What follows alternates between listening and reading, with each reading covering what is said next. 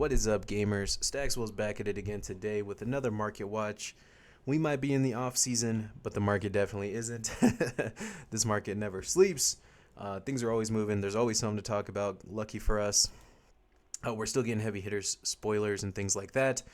So yeah, let's just not waste any more time. Jump straight into it. I think Snag is a card that most people maybe aren't looking at or aren't thinking about much anymore.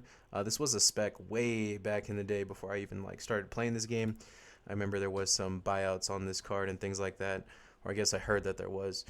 We all know Crucible of War is an underprinted set, and Snag kind of makes sense that it would be, if it was ever gonna be good, heavy hitters would probably be the set that would happen, because the wager mechanic, there's probably going to be a ton of reactions, attack reactions, kind of like fits the flavor of wager, right? Do you think you could hit it? Do you think I have the attack reaction? Do you have the D-react? Things like that. And I think Snag could find its way into that mental metagame there. And the return on investment, I mean, the card's $1. I think it's worth picking up a playset just in case it does wind up becoming good. Cash in. The new Warrior Hero Olympus makes gold tokens. So obviously cash in is going back up. This has happened like 4 times since the set has started to get spoiled. Chicken. Chill, buddy. This has happened like 4 times since the set has started to get spoiled. I'm actually starting to think that this might be such a core card that it's just going to get reprinted in there. If you're afraid of it getting reprinted, then I would just recommend picking up the rainbow foil. It's only $9. The non-foil is $4. But yeah, I do think that it's probably smart to have at least a playset of this in case it doesn't get reprinted. And if you are fearful of the reprint, then just go ahead and pick up the foils. As we all know, they don't reprint things foil again. For example, like Ravenous Rabble, Scar for Scar, things like that. When they were reprinted, they weren't reprinted foil. A couple of the ninja cards have finally started going up. I thought this would happen a little bit quicker after Fi won the World Championship. I think new players are just kind of onboarding into the game every day, and they're not understanding the full intricacies of Icelander's gone, so that changes the deck list of this and that, or maybe, I don't know, I don't fully know, whatever is happening. Maybe they're just looking up what deck won Worlds and they're buying it. Either way, Ancestral Empowerment, cheapest copy on the market is $5. That's not the interesting thing. The interesting thing is the cheapest rainbow foil on the market. There's only one up here for $10, and then they jump up to $15. Pretty substantial spike. Double Strike as well, cheapest rainbow foil on the market is $6, whereas the non-foil is about $5. Yeah, kind of crazy for Double Strike. This card used to be like a 25-cent card when everyone was drafting and playing Uprising. There's probably a lesson to be learned there. Maybe look at Majestics in Bright Lights that are only 25 cents, yet they are integral to the strategy of the deck, and maybe they could see a price spike like Double Strike has at some point. Glaive the Quicksilver. Now, we know that Dory's not coming in heavy hitters. This was heavily speculated before. We know it's 2 brand new, fresh heroes. So I'm not even sure if they're going to play Glaive the Quicksilver. And I'm also not sure if you guys know this, but the cheapest rainbow foil Glaive the Quicksilver is $30 now. Again, this isn't a Dory specialization or anything like that. I just don't know how good this is going to be until we see the Olympus's weapon. It'll be hard to say, but it kind of, I'm just judging off the way the attack actions and the few cards we do have spoiled for Olympus, the way that they're worded, it kind of makes it seem like that weapon is going to have go again, because size weapons already have go again, or they have so many ways to get go again. I'm not sure Glaive the Quicksilver fits into the strategy completely.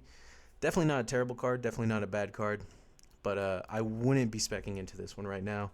I think it's a little bit less sure than some of the other picks you could choose. People are very excited about the new Prism spoiler, the new Prism weapon. People are also very excited about the recent success of Bolton. So both of those things kind of pushing Soul Shield up a lot. Cheapest copy on the market is now $10, whereas the cheapest foil copy on the market is about $15. Totally makes sense. Intoxicating Shot. Is there a Riptide spoiler coming up about that I don't know about or something? There's only 10 copies on the market. Cheapest non-foil is $7-8. And there's only 2 rainbow sellers on the market. Both of them are $15 for the cheapest copies. Arg Smash, cheapest copy on the market is $8. Cheapest rainbow on the market is like $15. I would wait to sell this stuff if you have it until Brute Spoilers come out. And if you don't have it, I would probably want to pick it up before Brute Spoilers come out. Toma Fendal, there's a few rainbow foils on the market for $26. There's like 5 or 6 of them up here. And then they jump up to $35. The longer and longer in the game that we go, the more and more decks could fit Tome. I think, Dromai's been playing Tome a lot lately. Dash.io's been playing Tome a lot lately. Any deck that could cheat action points at all is always going to look at Tome and want to include it. So if you don't have the rainbow foils, I highly recommend it. It's probably got the most room to go up of all of the Welcome to Wraith Majestics. I think this one has like the highest ceiling, the most potential. And also, surprisingly, one of the cheapest price tags for the generic Majestics in Welcome to Wraith. Kind of criminal, I think.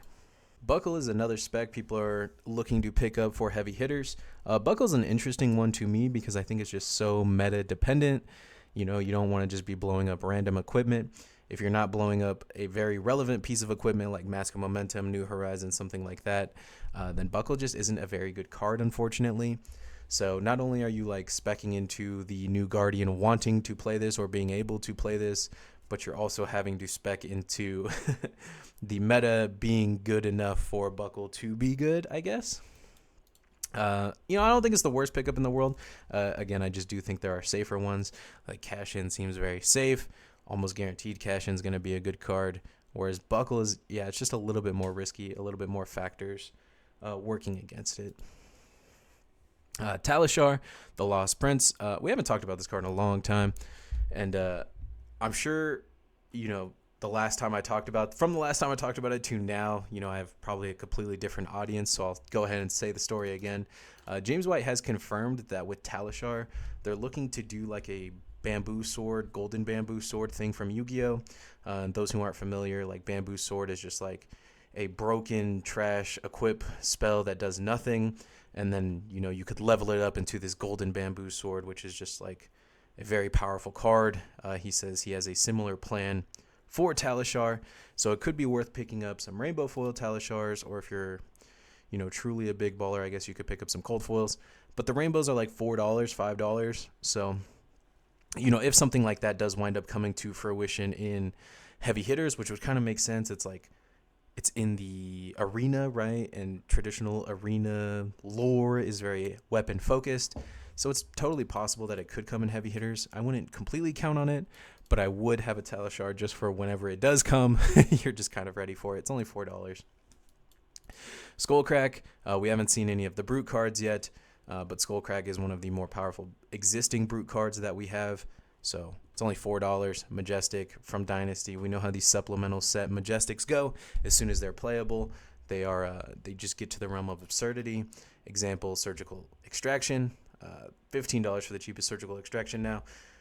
When Dusk Till Dawn first came out, this card was like $5 too. Yeah, this card was just super low, super in the dumps, and I don't know if it's off the back of the Arachne spoilers or if people are just real hyped to be playing Uzuri or something, but cheapest copy on the market is $15. And with that being said, I think Skullcrack's a good pickup for $4.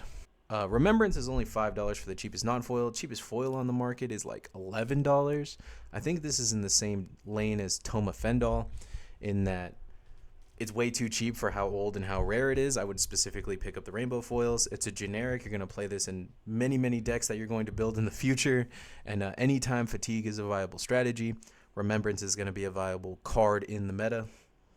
So for $30 to have, a play set of them, I think it's a good investment. I think it's a safe investment.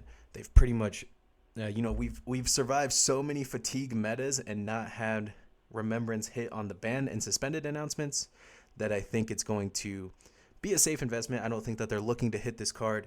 Staying on the Welcome to Wraith theme, I think Spinal Crush is a bit undervalued. The cheapest rainbow foil on the market is $16. And when you compare it to something like Glaive the Quicksilver, it doesn't really make sense that it's so cheap. Every Guardian forever is going to be playing Spinal Crush. The effect is just too good, I guess you could say. Whereas something like Glaive the Quicksilver is a little bit more nuance, a little bit more consideration before putting it in every warrior deck. Whereas Spinal Crush, like, this is the reason you're playing warrior, right? Similar to Blood Rush Bellow. Blood Rush Bellow is going to be in every brute deck forever. I would put Spinal Crush in every Guardian deck forever. And it just doesn't make sense that Spinal Crush isn't at that same price point of $30 for a Rainbow Foil Majestic, as Glaive the Quicksilver, as Blood Rush Bellow. I think there's still a lot of room for this to go up. And, you know, as we see that last Guardian, as more Guardian cards get spoiled, I think it is going to go up. Imperium Rapture, cheapest copy on the market, is now $20. It's good to see that these Dusk Till Dawn legendaries are finally getting some love, finally getting some hype. I'm not sure how good it is. I think Tunic, in my testing with the deck, has always just been better. Admittedly, I haven't tested too much with the new Prism weapon, so I could be totally off. I could be missing something here, but $20 for an Imperium Rapture still isn't too bad of a price tag. Dig Up Dinner, this card went really hype a couple weeks ago and has since definitely come back to where it was before all the hype, which is funny because it got hype a few weeks ago because we wanted to spec into it as a Brute card, right? It's a generic Brute Remembrance type effect. It's a blue, block 3, and it's also a sigil. Like, it's a very good card objectively. But, you know, why has it gone down? It's like people just aren't patient enough to wait for the Brute spoilers to come about. You know, Looming Doom has seen a little bit of movement since the last Runeblade spoiler. If you look this month, maybe like 10 copies have sold, whereas the last month only like 3 copies sold.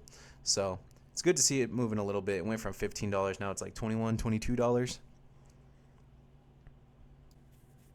And then we have Waiver Reality. This is another Prism speculation here. It's probably Prism's best gloves, honestly. It's a rare from Dynasty, and it's a rare cold foil that's worth $25, give or take. Very similar to Cogworks base legs that we talked about in the last video.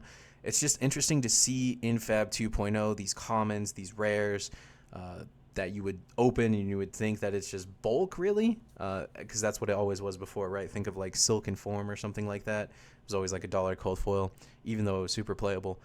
So it's interesting to go from that to Waiver Reality to Cogworks base legs being like $25 for the cold foil. That would otherwise have just been bulk in the past. Good to see that. I'm not sure if they up the rarity of these kind of things or something. Either way, I do like it. I do enjoy seeing it at this price point. I do think that it's nice to open these cold foil cards and feel like they're special. Feel like you're the only one who has them at your locals or something like that. That's all I got for you guys today. Thank you so much for watching. Don't forget to like, comment, rate, subscribe, and help the algorithm help me out just a little bit later, gamers.